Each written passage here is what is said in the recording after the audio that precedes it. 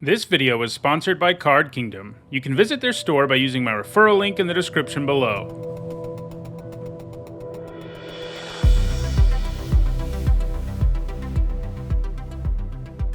Hi everyone, I'm Tresserhorn. It's Friday, and that means it's time for this 485th MTG Top 10. Before we dive into the video, I do want to draw your attention to channel memberships. You can click join down below to support the channel directly, and you get some sweet perks. This includes access to my Discord server, a badge in the comment section, and access to videos 24 hours before everyone else. Channel members were able to watch this video early. Anyway, in this series, we usually look at the best or worst cards in a particular category, but this time around, we're not doing either of those things. From time to time, I like to do lists that are a bit different, and that's certainly what we're doing today, with a look at the cards that have the weirdest power and toughness. There are a lot of stat lines we see all the time, and we don't think much when we see them. This list is made up mostly of cards that have an entirely unique stat line, so when you see these creatures, you kind of do a double take, because you've never seen a creature with the same power and toughness. Magic has over 13,000 creatures, so it's pretty amazing that there are still some stat lines out there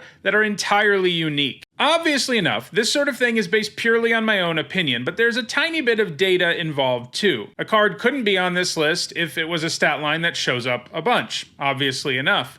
This list also isn't really about how good or bad any of these cards are. It's just about how weird their stat lines are, although for most of them I will talk a little bit about how they fared in actual gameplay. I should also note that I excluded silver bordered cards, so you aren't going to see Infinity Elemental or Little Girl here. While those definitely have weird stat lines, that's something you expect from a silver bordered card, and the cards on this list are all cards that were released in standard legal sets. And that's what makes them extra weird. Alright, let's jump right in and look at some wacky stat lines. At number 10, I have Scorching Fire Cat, which is the only 7/1 in the entire game. We see a lot of red, ball lightning-like creatures with high power, low toughness, haste, trample, and of course they all get sacrificed at the end of turn, but none of the others can hit quite as hard as the Fire Cat can. It also comes with Morph upside, which can be pretty funny on a creature that hits this hard. It's easily the best card to appear on this list, as it was regularly featured in aggressive red decks and extended back in the day. At number 9, it is Impervious Great Worm. This stat line isn't super strange. After all, it has the same power and toughness, and symmetrical stat lines are pretty commonplace. However, even with a symmetrical stat line, Impervious Great Worm is pretty weird, and that's because there isn't another 16/16 in the entire game. The Great Worm was the buy-a-box promo from Guilds of Ravnica, and they clearly really wanted to go with an absolutely massive and unique creature, and they definitely succeeded. Not only is the Great Worm the only 16/16 in the entire game, it's also the only creature in the game with either power or toughness equal to 16, which is pretty crazy. It hasn't seen a whole lot of play in competitive Magic, but it was part of a pretty fun modern deck back in 2018, which sought to use Kragenwick Cremator to discard the worm and do 16 to the opponent, which is usually enough for a one-shot kill in modern. At number 8, we have the one stat line to make the list that actually appears on two cards. Those cards are Indomitable Ancients and Conquerors Galleon. Technically, the Ancients are the only creature with this 210 stat line, but if Conquerors Galleon is crewed, obviously, it becomes a creature that's also a 210. So of all the cards on the list, this is the one with the least unique power and toughness, even though it technically only appears on one card that is always a creature. I still have it higher on this list than some of the others because a 210 stat line definitely strikes me as a lot weirder than a 16/16, for example. 10 toughness is quite the impressive total, and the 2 power means these creatures can actually block reasonably well too.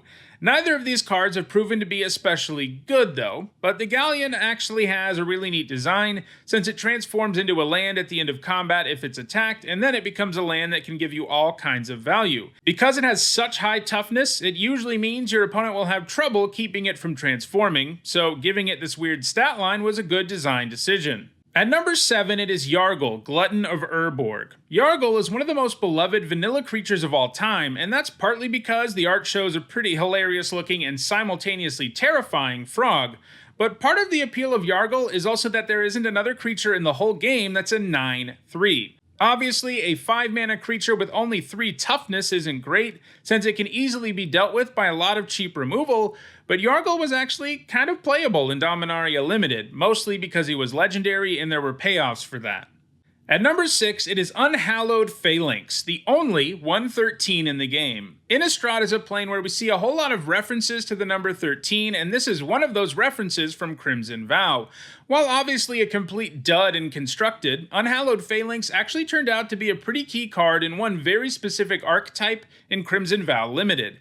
Black-green was a Toughness Matters deck, and if you had Catapult Fodder, Ancient Lumberknot, or Flourishing Hunter in your deck, running the Phalanx actually made some sense. If you played that format a lot, you probably saw this 13 toughness creature win games alongside those toughness payoffs, and actually if you want to see how wacky that is, I'll try to remember to put an iCard that will take you to a draft video where you can see me doing that.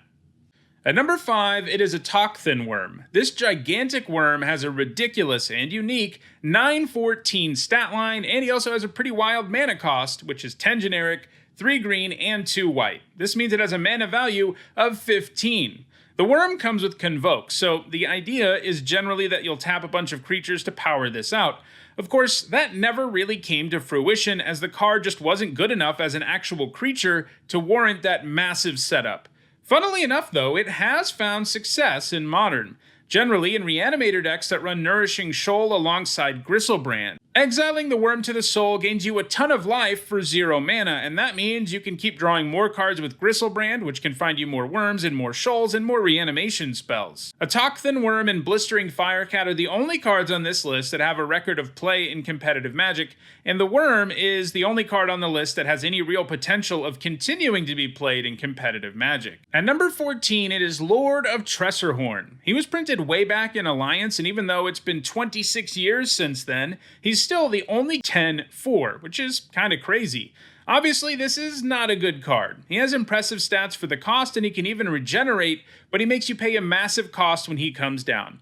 Losing 2 life isn't a big deal, but sacrificing 2 creatures and letting your opponent draw 2 cards means you're setting yourself up for a 4-for-1 at best, and you don't really want to be doing that. So while it may cost 4 mana to cast, setting up the Lord is not easy, and that's why he hasn't ever really seen play anywhere, even in EDH.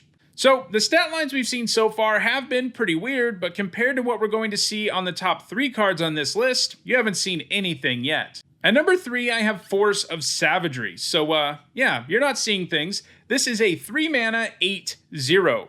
This means that in most situations, if you cast this, it just goes directly to the graveyard. You have to have something else going on, like an Anthem effect to keep the force around, and if you can pull that off, it is kind of a sweet little card. A 3 mana 9/1 with Trample is something that your opponent will have a hard time getting rid of without taking some significant damage. Still, this is mostly not a very good card since it asks for serious setup, and it isn't like the payoff is so impressive that the setup seems worth it on a regular basis. At number 2, it is Char Rumbler. I think this is even more strange than Force of Savagery, since the Rumbler actually has a negative value for its power. Like the Force, this actually has a pretty cool design. A 4 mana -1/3 with Double Strike is kind of hilarious to say out loud. Anyway, it comes with Fire Breathing, and that means it comes with a built-in way to get its power above 0. Of course, it costs 1 mana just to get it to 0/3, but if you have a bunch of mana around, this can hit pretty hard. Still, you pay a lot upfront for this card, and then you have to keep paying mana into it for it to be relevant, and that's not great. There is still one more card with a weirder stat line than Char Rumbler, though, and that is Spinal Parasite. This starts out as a -1/-1, which definitely makes you check to see if this thing has a silver border. But it doesn't. It's from 5th Dawn, a standard release Magic set. Anyway, this comes with a way to get its power and toughness higher than the abysmal -1/-1, since it has Sunburst. If you pay 1 mana of each color, you get a 5 mana 3/3 that can remove 2 of those counters to remove a counter from something else. Yeah, that's pretty awful. In fact, I think this is probably also the worst card on the list, in addition to having the weirdest stat line. Producing 5 colors is hard enough, and this isn't really the payoff you're looking for doing that. So, those are my picks for the weirdest power and toughness. Are there any weird power and toughness stat lines that I missed? Let me know in the comments. If you want to own any of these strange creatures, check out the description, where you can find a direct Card Kingdom link for each of them. If you want to make sure you stay aware of future videos, including a lot more MTG Top 10s, don't forget to subscribe and turn on notifications. If you want to make sure you're caught up on the almost 500 other MTG Top 10s, you should see a playlist on your screen shortly. And lastly, if you want to go the extra mile in supporting the channel, you can become a YouTube member or a patron, or you can buy Need to Hone merch. You can find links to all of those things in the description. Thanks for watching.